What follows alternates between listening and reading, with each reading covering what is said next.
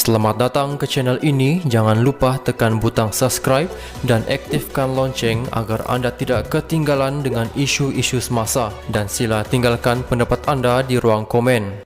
Peguam Kanan Tan Sri Muhammad Syafiee Abdullah meminta prosiding permohonan semakan kehakiman oleh Datuk Seri Najib Razak yang dilarang menghadiri sidang Dewan Rakyat dipercepatkan kerana ia melibatkan pencalonan beliau dalam pilihan raya umum ke-15 akan datang. Persoalan berhubung pencalonan itu dibangkitkan di hadapan Hakim Mahkamah Tinggi Kuala Lumpur Ahmad Kamal Muhammad Syahid hari ini tatkala Parlimen dibubarkan pada Isnin lalu. Najib sebelum ini memohon semakan kehakiman bagi mencabar keputusan Jabatan Penjara tidak membenarkannya menghadiri sidang Dewan Rakyat yang mungkin memberi kesan secara langsung kepada peluang dia bertanding pada PRU15. Dalam permohonannya, Najib menamakan Kerajaan Malaysia, Menteri Dalam Negeri dan Komisioner Jeneral Jabatan Penjara sebagai responden. Terdahulu, Peguam Kanan Persekutuan M. Ko Gilam Bigai meminta mahkamah memberi masa sekurang-kurangnya seminggu untuk meneliti permohonan Najib untuk kebenaran mendapatkan semakan kehakiman. Kami memerlukan masa untuk mengkaji hujahan itu dan kami akan memaklumkan kepada mahkamah sama ada Jabatan Peguam Negara AGC akan mengemukakan bantahan, katanya. Beliau juga berkata tiada keperluan mendesak untuk permohonan itu kerana Parlimen telah dibubarkan baru-baru ini pada 10 Oktober. Bagaimanapun, Syafiee berkata perkara itu mendesak kerana ia melibatkan hak anak guamnya mengikut Perkara 48 Perlembagaan Persekutuan. Peruntukan undang-undang memberi hak kepada banduan untuk ditemani dan hadir ke Parlimen.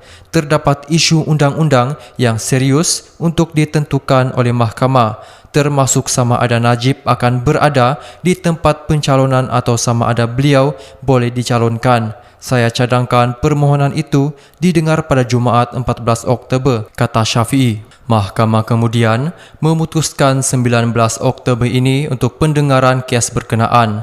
Menerusi notis permohonan semakan kehakiman itu, bekas ahli Parlimen pekan itu memohon antaranya perintah Chair Tiwarari untuk mengetepikan keputusan Komisioner Jeneral Penjara yang tidak membenarkannya mendapatkan akses kepada pegawai atau pembantu bagi tujuan menjalankan kerja di kawasan Parlimennya. Najib juga memohon perintah sama ada mengetepikan keputusan Komisioner Jeneral Penjara yang tidak membenarkannya hadir pada persidangan Dewan Rakyat. Turut dimohon perintah Mandamus supaya responden mengambil semula langkah perlu untuk membenarkannya menghadiri sidang Dewan Rakyat pada tarikh yang sudah ditetapkan dan relief perintah serta lain-lain arahan yang difikirkan wajar oleh mahkamah. Dalam afidavit sokongannya, Najib berkata Menteri Dalam Negeri dan Komisioner Jeneral Penjara melalui Penjara Kajang pada 28 September lalu menyampaikan keputusan menolak permohonannya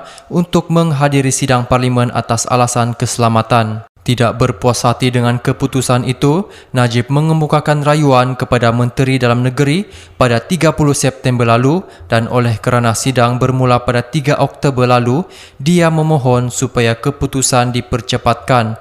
Oleh kerana tiada sebarang jawapan, Najib memfailkan permohonan kebenaran semakan kehakiman.